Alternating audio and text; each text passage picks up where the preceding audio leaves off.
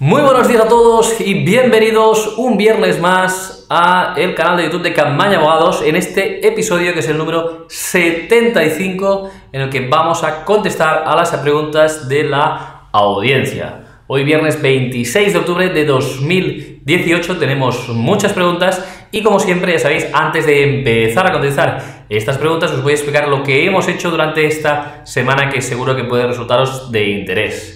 El lunes publicamos una sentencia, un caso de éxito de un cliente, como cada lunes, una sentencia. En este caso era de una profesional que era directora comercial y que se le reconoció una incapacidad total para su profesión por una cardiopatía. Os dejo el detalle de esta sentencia en el vídeo. En los detalles del vídeo podéis ver un enlace hacia esta sentencia si es de vuestro interés. El martes también, como cada martes, hicimos un vídeo divulgativo. En este caso, mi compañero Marc, abogado, hizo el vídeo divulgativo número 31 y explicó cómo se reclama un seguro de vida por una incapacidad permanente. Muy interesante, todas aquellas personas que ya hayáis tenido un reconocimiento de una incapacidad permanente, si tenéis un seguro de vida, qué es lo que se debe hacer y cuándo se puede reclamar un seguro de vida. Igualmente el miércoles, en el podcast que hacemos cada semana en misderechos.club, ya sabéis, este miércoles hicimos el episodio número 56 y hablamos sobre la migraña crónica, un episodio muy interesante que ha tenido bastante éxito, de esta patología neurológica, de la migraña que sufre tantísima gente y cuando puede ser grave, invalidante, pues puede dar lugar a una incapacidad laboral, pues también muy interesante. Y ayer, ya sabéis, hicimos el Facebook Live en directo con artritis, con este ebook que hicimos, que os podéis descargar ya en colaboración con la asociación con artritis, que es muy interesante sobre la artritis reumatoide. Todas aquellas personas que sufráis de esta enfermedad y los familiares, ya sabéis, tenéis acceso a este ebook totalmente gratuito en el que damos muchísima información y que hemos estado trabajando durante meses, por lo tanto espero que os pueda resultar de interés. Y hoy aquí viernes vamos a hablar sobre todas esas preguntas que nos ha hecho la audiencia. Ya sabéis, no las podemos contestar a todas, pero sí que aquellas que no podemos hacer en vídeo y que no sean seleccionadas, se contestan siempre en el canal de YouTube mediante los comentarios de nuestro canal. Y como siempre, os pido que si os gustan estos vídeos, pues que le deis al like y que compartas este canal para que mucha más gente pues pueda conocerte. Suscríbete al canal y así recibirás las novedades que vamos a ir publicando, tanto los vídeos divulgativos de los martes como los viernes y nuevos vídeos que ya estamos preparando para vosotros, que son sorpresas para lo que queda de año. Bien, y ahora ya sí vamos con la primera pregunta que nos la hace Isabel María García y dice lo siguiente. Hola, buenas noches. Yo tenía una incapacidad permanente total. Al cabo de 3 años, por abogados y agravamientos, me dieron la absoluta. Pues bien, a los 2 años y medio de la absoluta me han retirado esta y han vuelto a la permanente total, en el que han alegado los mismos síntomas que me pusieron para darme la absoluta. Ahora voy a interponer la carta de reclamación por abogado de oficio y si en 30 días me viene denegada por vía judicial. ¿Se puede rebajar la incapacidad teniendo los mismos síntomas y estando lo mismo por escrito? Gracias. Operada y con prótesis cervical, la causa fue compresión medular sin poder descomprimir toda la médula. A raíz de esto, operación de hombro, cadera, migrañas crónicas, parestesias neurológicas, fibromialgia a causa de este traumatismo, depresión severa y etcétera. Esto lo he tenido con la primera incapacidad permanente total anterior y con la absoluta. Y el día de hoy hay las mismas patologías y me han puesto por mejoría pasas a la incapacidad permanente total. Bien, muchísimas gracias Isabel por la pregunta que nos formulas. Lo primero de todo, tener en cuenta que en casos como el que nos comentas, es importante tener en cuenta que en la revisión de grado, que es lo que te ha sucedido a ti, ya sea en su día cuando pediste la total hacia la absoluta, que te reconocieron, o ahora mismo que te han rebajado la absoluta a la total, hemos de tener en cuenta que lo que se hace es valorar el cuadro anterior a esa revisión. Es decir, cuando te dieron la absoluta tenías un cuadro con una serie de patologías que según comentas las sigues teniendo, y ahora sigues teniendo las mismas patologías, pero te han revisado la incapacidad. ¿Es eso posible? Sí que es posible, Isabel, porque lo que miramos no es tanto la enfermedad en concreto, lo hemos explicado en muchas ocasiones, sino que lo que estamos valorando es cómo afecta esa enfermedad en concreto. Vamos a poner un ejemplo de las enfermedades que nos has dicho en tu caso. Tienes un trastorno depresivo, ¿no? Severo, que nos decías en ese momento. Pues si tienes esta depresión severa esta depresión puede ir modificándose y a lo mejor cuando te hacen la revisión, en lugar de ser severa o grave, pasa a ser moderada. Por lo tanto, podría ser que la depresión es la misma, lo que pasa es que la afectación de la misma puede ser que varíe y que por lo tanto, si varía, pues sí que sea procedente que te rebajen a la incapacidad total. Ahora bien, por lo que comentas, si los síntomas siguen siendo los mismos, cuando dices síntomas lo extrapolo a limitaciones funcionales, a cómo te afecta, no sería posible esa revisión de grado. Por lo tanto, sí que debes recurrir e ir a defender la misma. Entiendo que la total sería por las patologías de carácter más físico y la absoluta, por lo que nos dices, seguramente pues sea por esa migraña crónica, por esa depresión, etc. Entonces yo iría más a atacar por ahí, porque todo lo demás, por el tema de la operación del hombro, la prótesis cervical y demás, te podría dar lugar a una incapacidad total para una profesión habitual, que no nos dices cuál era, pero de esfuerzo físico, pero no ya para sí la incapacidad absoluta. Por lo tanto, yo me centraría sobre todo en los problemas a nivel psiquiátrico y neurológico que puedes padecer y en base a eso, pues alegar y decir que estamos igual. Importantísimo ahí, Isabel, que tengas informes actualizados del psiquiatra, del neurólogo, porque ahí se va a valorar si en el momento que te han revisado a ti la incapacidad permanente has mejorado o no. Por lo tanto, aportar los informes médicos que en su día fueron servidos para que te dieran la incapacidad absoluta y los informes actuales de los especialistas. No es válido solo el informe de cabecera y esto es importantísimo que todos lo sepáis. Aquí se nos exige informes de especialista, el psiquiatra, el neurólogo, el reumatólogo por el tema de la fibromialgia que nos dices, etc. Entonces, importante hacer ese cuadro comparativo y si seguimos igual o no hay una mejora evidente en tu cuadro, no te deberían haber revisado y puedes ir a luchar esa incapacidad absoluta por la vía judicial. Gracias por tu pregunta, Isabel. Y vamos con la siguiente. En este caso nos lo hace Santiago Pérez y dice lo siguiente: hola, buenas noches, tengo 45 años y con 40 tuve un aneurisma cerebral y trabajaba en la construcción. Me dieron una incapacidad permanente total. Desde entonces no he encontrado ningún trabajo hasta hoy. El trabajo sería para todo el año y la verdad es que tengo miedo de perderlo porque me dijeran que no podría realizarlo. El trabajo sería unos días a la semana como comercial y otros como mozo de almacén. Me gustaría saber si él o los trabajos que tengo que realizar serían compatibles o no, o si me quitarían la pensión. Bien, muchas gracias por la pregunta, Santiago, y en este caso vamos a ver, si te dan una incapacidad permanente total para la profesión habitual de la construcción, de operario de la construcción, me imagino, hemos de tener en cuenta que la profesión de mozo de almacén requiere de esfuerzo físico y como requiere de esfuerzo físico, yo te la recomendaría evitar. ¿Por qué? Porque es probable que se pueda asimilar. Si bien la profesión de operario de construcción tiene una exigencia física un poco más elevada que la de mozo de almacén, esta profesión se entiende que es de una carga física importante y que por lo tanto mejor evitarla, porque te podrían revisar la incapacidad y yo creo que sería revisada de forma procedente. La profesión de comercial. Depende, la profesión de comercial depende. No es lo mismo un comercial que lleve un catálogo, que lleve muchos pesos y demás y tal, y tenga que ir arriba y abajo con el vehículo, etcétera, que un comercial a lo mejor que pueda pues vender seguros, o que un comercial que a lo mejor esté de forma pues 100% en una oficina, ¿no? Vendiendo, pero en una oficina y haciendo desplazamientos pues en la menor parte de su trabajo. Entonces, en estos casos sí que se puede dar pues que reconozcan una posible incapacidad total para esfuerzo físico, pero poder ser comercial. Entonces, yo te diría que lo más importante sería que en este nuevo trabajo que vas a hacer de comercial se haga un profesiograma, es decir, un informe en el que diga las tareas fundamentales de esa profesión, dónde se va a ejercer esa profesión, si en la oficina, si va a ser siempre fuera, etc. Porque entiendo que, derivado de este aneurisma que padeciste, pues tienes una serie de secuelas que te limitan la actividad física y por lo tanto, si la actividad de comercial es de forma continua, de ir arriba abajo, estresante y demás, pues también te lo recomendaría evitar, por lo tanto, no hacerlo. En todo caso, si te decides a hacer estos trabajos, con el riesgo que ello conlleva, debes saber que la ley obliga a avisar a la Seguridad Social de que vamos a hacer ese trabajo antes de hacerlo. No es un permiso, yo siempre lo explico, no es que la ley nos diga, no es que, por ejemplo, ¿no? De estas dudas que tienes, que lo dijeras a la Seguridad Social.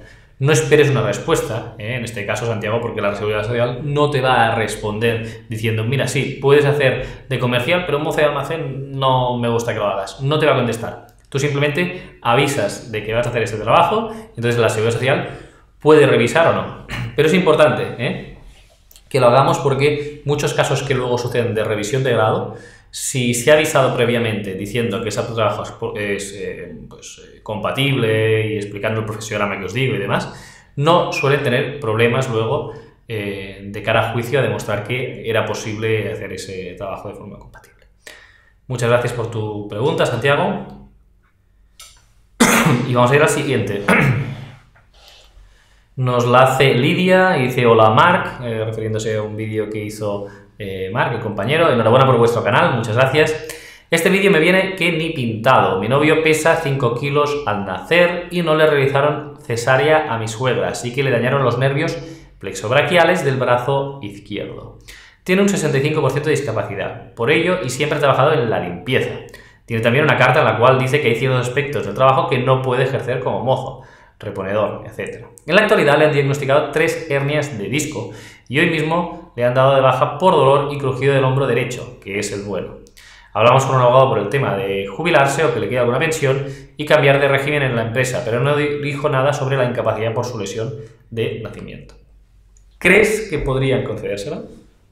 Tiene casi 10 años cotizados, pero nunca se ha dado de baja hasta ahora, así que no hay apenas informes médicos. Todas las tareas de la vida las realiza con su brazo bueno y tiene miedo de agravar la lesión que tiene ahora mismo. Gracias y espero su respuesta.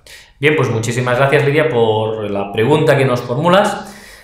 Y lo cierto es que en este caso, lo que son patologías ya congénitas, o en este caso no sería congénitas, sino sería al nacer, ¿no?, que sufrió esta lesión por el parto, todas aquellas patologías que sean congénitas o anteriores a la afiliación al trabajo, a empezar a trabajar en la Seguridad Social, pues no están cubiertas por la Seguridad Social y por lo tanto no se puede solicitar una incapacidad permanente por estos motivos, por estas lesiones o enfermedades. Ahora bien, si nosotros conseguimos acreditar, demostrar que esa lesión o enfermedad se ha visto agravado con el paso del tiempo, después de empezar a trabajar, sí que se puede solicitar la incapacidad laboral.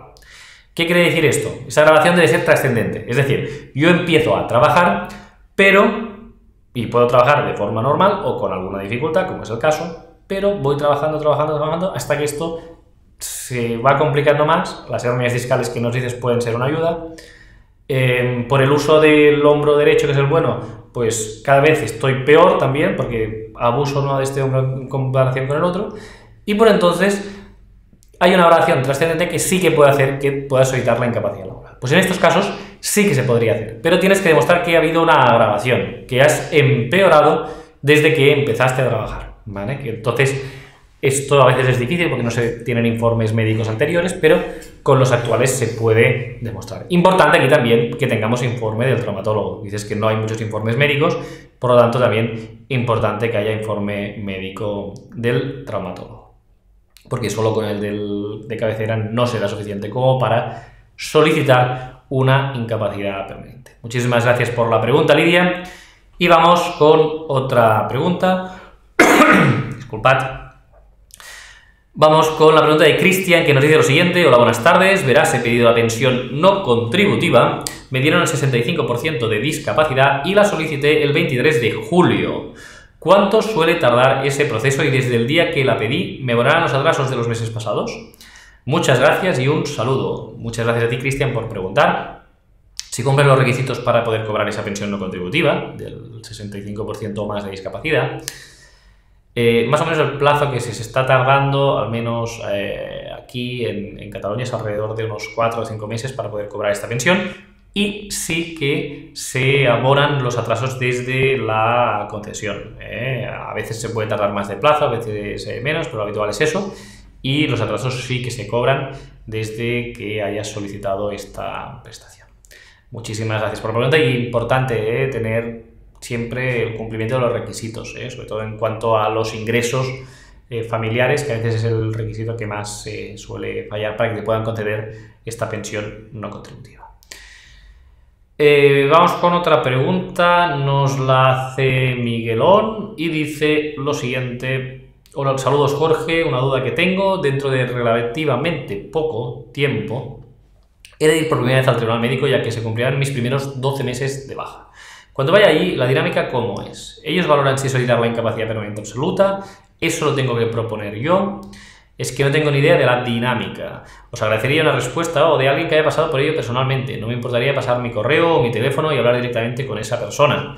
Muchas gracias por vuestro tiempo y un cordial saludo. Animo a todos los que estéis en este trance. Muchas gracias, Miguel, a ti por preguntar. Y vamos allá con la respuesta. En estos casos, Miguel, cuando se pasa al tribunal médico de los 12 meses, es obligatorio por ley, ya lo sabéis. A los 12 meses nos van a valorar alguna de las tres situaciones, nos van a dar una respuesta que sería la siguiente. La primera es que nos den el alta médica, nos digan que nos dan el alta y que debamos entonces reincorporarnos a nuestro puesto de trabajo si tenemos un contrato en vigor. La segunda es que nos prorroguen la baja, nos pueden prorrogar la baja hasta un máximo de 6 meses más, 135 días. Y la tercera opción es que nos propongan para una incapacidad permanente, es decir, que vean que las lesiones o las enfermedades que padecemos pues, nos van a impedir de forma previsiblemente definitiva el ejercicio de nuestro trabajo o de cualquier tipo de trabajo y por lo tanto el tribunal médico nos proponga para una incapacidad permanente. Estas son las tres situaciones. Nosotros cuando pasamos el tribunal médico, en esa situación, no hemos de pedir absolutamente nada, ni le hemos de decir al médico que queremos la absoluta, o que queremos la total, o que queremos seguir de baja médica, o que quieres que te den alta médica. En ninguna de estas situaciones se le debe pedir al tribunal médico, al médico evaluador, y lo que se tiene que llevar es todos los informes actualizados. Esto es muy importante, Miguel, que lleves todos los informes actualizados de tus médicos y sobre todo del especialista, lo hemos dicho siempre, el de cabecera no tiene tanto peso, entonces el médico especialista sí. Es un informe actualizado del médico en el que digas cuál es tu estado actual y también si te has sometido a algún tipo de tratamiento, si te tienen que intervenir, si estás pendiente de alguna prueba, etc. Esto es importante para que no nos puedan dar el alta médica si aún estamos sometidos a tratamiento médico que sea incompatible con el ejercicio de nuestra profesión, de nuestro trabajo. Por lo tanto, no se le pide nada, incluso cuando se solicita la incapacidad permanente, no es necesario que se pida un grado. Es decir, cuando tú sigues una incapacidad laboral por parte del trabajador, nosotros pues, no hacemos unas alegaciones diciendo no, yo es que quiero la absoluta, no, yo quiero que me valoren la incapacidad permanente y nosotros no podemos decir no, valórame la incapacidad absoluta, porque si el tribunal cree que es una total, te van a dar una total, no podemos decir no, yo la total no la quiero, yo quiero la absoluta. Esto no es posible hacerlo. Nosotros vamos ahí, ellos valoran y a partir de ahí la Seguridad Social luego hace una resolución. Si nosotros no estamos de acuerdo con esa resolución, es entonces cuando podemos pedir qué grado queremos de incapacidad, si queremos impugnar porque queremos seguir de baja, si queremos impugnar porque queremos un grado superior, etc. ¿Vale? Pero no en el momento de pasar al tribunal médico, es cuando se debe decir qué es lo que se pretende o qué es lo que se quiere. ¿De acuerdo? Entonces, tranquilidad, esa visita pues con los informes actualizados, se nos hará una serie de preguntas, Miguel, el consultor que nos atienda, el médico que nos atienda, nos hará una serie de preguntas, en base a esas preguntas se responderá, nos hará una exploración física o no, dependiendo un poco de cuál sea la lesión o patología que se padezca, valorará los informes médicos sobre todo, lo más importante son los informes médicos de los especialistas, lo valorará y a partir de ahí, al cabo de un mes o así, nos llegará una resolución a casa de la Seguridad Social diciendo alguna de estas tres situaciones. Muchísimas gracias por la pregunta, Miguel, y esperamos que nos puedas compartir también tu testimonio, que cuando hayas pasado al tribunal médico lo puedas compartir con toda la audiencia para que sepamos cómo te ha ido y que si nos dices el resultado también, pues encantados de compartirlo, a ver cuál de estas tres opciones que te he comentado es lo que finalmente pues, decide la Seguridad Social.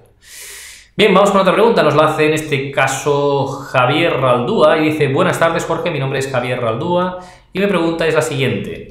A ver si me puedes aclarar la duda. Me concedieron este año la incapacidad permanente total y me han pasado la revisión de discapacidad en Vizcaya. Me concedieron un 46% por movilidad física. Entonces, solo saber si esto se suma a la ya reconocida por incapacidad permanente total el 33% más el 46%. Muchas gracias por todo y un saludo. Bueno, pues gracias a ti, Javier, y la respuesta a esta pregunta es que no se suma. Os lo hemos comentado en muchas ocasiones.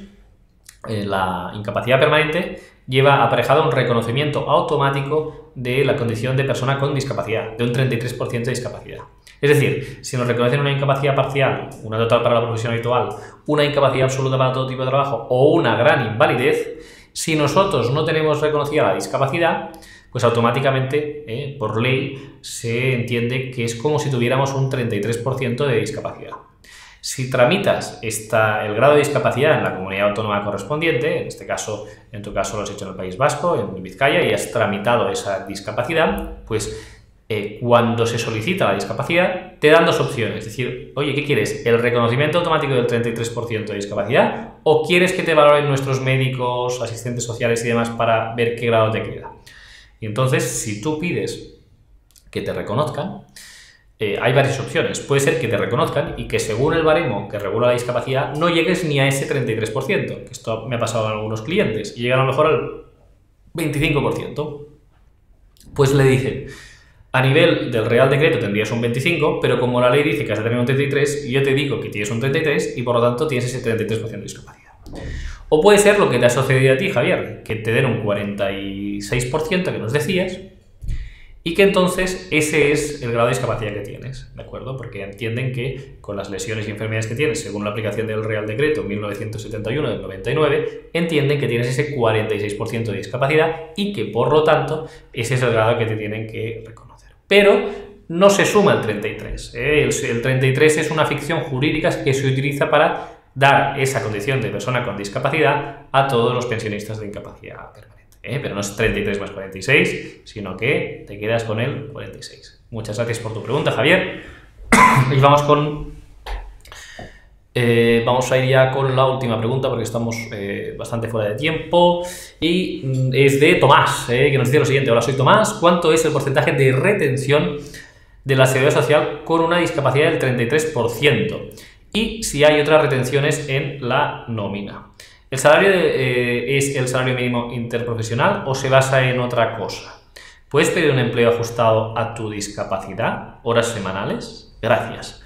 Bien, gracias por tu pregunta, Tomás. Vamos a ir contestando a todas estas preguntas que nos has formulado. Y empezamos con el porcentaje de retención de la Seguridad Social por la discapacidad del 33%. Bien, el porcentaje de retención difiere según los ingresos que tengamos. No es lo mismo que cobres 5.000 euros con discapacidad que cobres 1.000 euros con discapacidad. ¿De acuerdo? Entonces, el porcentaje de retención de IRPF se basa en las tablas del IRPF. Entonces, ¿cómo funciona esto? Cualquier persona, a efectos ahora del 2018, con una discapacidad, lo que se le hace es aumentar el mínimo personal y familiar de la declaración de renta. ¿Qué quiere decir esto? Pues el Estado, la ley de IRPF, lo que dice es que cualquier persona, los primeros 5.500 euros que cobra, independientemente de lo que cobre, están exentos de IRPF. Quiere decir que este dinero es el que entiende el Estado, que es el que se necesita para los actos esenciales de la vida, que ese mínimo todo el mundo se lo gasta. Evidentemente es mucho más, pero que ese mínimo, como se gasta siempre, pues en cosas básicas pues se entiende que está exento. Yo cobro 10.000 euros, pues de 5.500 no voy a pagar. Tributaré sobre los 4.500 que faltan, ¿vale? Y entonces, en base a un tema progresivo, vas a tener un tipo de retención más alto o más bajo.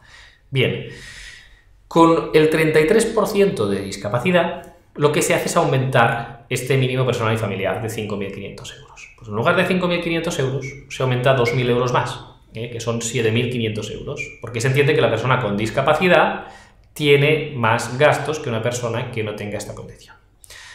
Bien, eso lo que hace es que, pues el ejemplo este que decíamos de los 10.000 euros, pues yo en vez de tributar por 4.000, tributaré por 2.500. Como todo esto al final hace que con un mismo salario que una persona que cobra 10.000 a una persona que cobra 10.000 con discapacidad haya menos parte de la renta que va a ser grabada, en este caso decíamos 2.500 contra 4.000, eso hace que el tipo de retención baje de la persona que tiene discapacidad. Pero no es tanto por padecer discapacidad en sí mismo, como lo es porque la renta que se va a grabar, la parte que se graba de los ingresos que tenemos derivados del trabajo, pues están en este caso más exentos, ¿de acuerdo? No es una exención total, pero hace que ese porcentaje baje el tipo de retención que se nos aplica. Entonces, la retención es distinta en función de los ingresos que tengamos, igual que si no tuviéramos la discapacidad. Vamos a ver, entonces, el tema de las retenciones en nómina, dices, si hay otros embargos, si tenemos algún tipo de, ya sea de la Seguridad Social, de algún juzgado, que tengamos alguna deuda, etc. Estos embargos están limitados por la ley de enjuiciamiento civil, que dice que pues el salario mínimo es inembargable. Entonces, si cobramos la parte del salario mínimo de una nómina, si tenemos 1.000 euros, pues la parte del salario mínimo, que son, va variando en función de cada año, la ley de presupuestos del Estado lo va modificando, pues ese salario mínimo será inembargable, no nos lo pueden embargar. Entonces, solo si cobramos 1.000 euros y el salario fuera 700 euros, pues solo nos pueden embargar la parte de esos 300 euros. Y no todos, va en función de las veces que se tenga el salario mínimo de nuestro sueldo. Es decir, cuanto más cobremos, pues nos podrán retener una parte del exceso del salario mínimo, no la totalidad. Es decir, en este ejemplo, si fueran 1.000 euros el sueldo y 700 el salario mínimo, no quiere decir que los 300 nos lo puedan quitar, sino que hay unos porcentajes y de esos 300 nos podrán quitar un porcentaje. Esto está regulado todo en la ley de enjuiciamiento civil. Ahora bien, hay excepciones.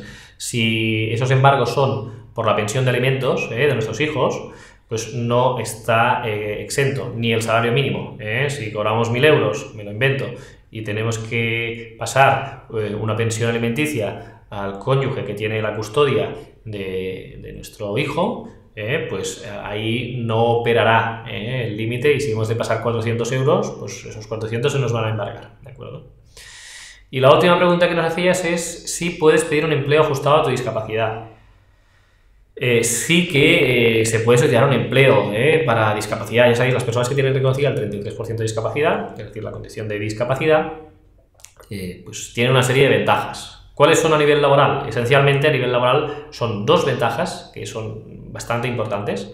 La primera es que, ya lo sabéis, en empresas de 50 trabajadores o más, como mínimo el 2% de la plantilla deben ser trabajadores que tengan este grado de discapacidad. Es decir, pues una plantilla de 50 personas pues tendrá que tener un trabajador con discapacidad. Y eso supone una ventaja competitiva. Igualmente, en el sector público, pues en la oferta pública de empleo, siempre que se hace un concurso de plazas públicas, unas oposiciones, como mínimo el 8% de plazas deben ser para personas con discapacidad.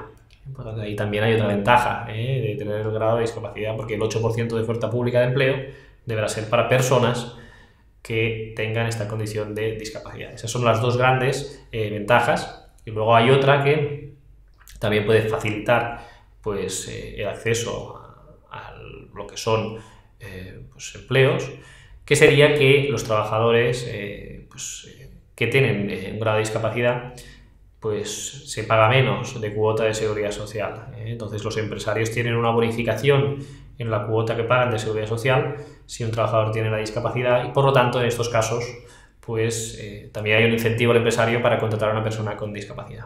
Y ya por último, Tomás, que sepas que también existen lo que se llaman centros especiales de empleo, que son centros especiales en los que se contrata a personas con discapacidad, y que hay muchos colectivos también de empresas, tipos de negocio, que también giran alrededor de la contratación de personas con discapacidad, como puede ser, por ejemplo, los call centers, ¿no? Estos centros donde hay gente llamando. La mayoría de ellos pues, lo que hacen es contratar a personas con discapacidad, que es compatible hacer su trabajo telefónico con esa discapacidad, y que por lo tanto, pues como tienen que contratar a muchísimas personas, pues lo que hacen es tener esas ventajas de pues, contratar a personas que tienen discapacidad, porque así pagan menos cuota de seguridad social. Bien, espero que te quede contestada esa pregunta, Tomás. Trae todas estas ventajas que puedes utilizar para poder encontrar un trabajo con esa condición de discapacidad que mereces. Muy bien, lo vamos a dejar aquí. Muchísimas gracias a todos por la atención. Ha sido una semana intensa con muchos contenidos, con el directo que tuvimos ayer, y recordaros que la semana que viene seguimos con más contenido. El lunes una sentencia, el martes un divulgativo, el miércoles el podcast, el jueves un nuevo artículo en el blog, y el viernes, como cada viernes, vídeo contestando a vuestras preguntas. Muchísimas gracias a todos, que tengáis un feliz fin de semana y nos vemos la semana que viene.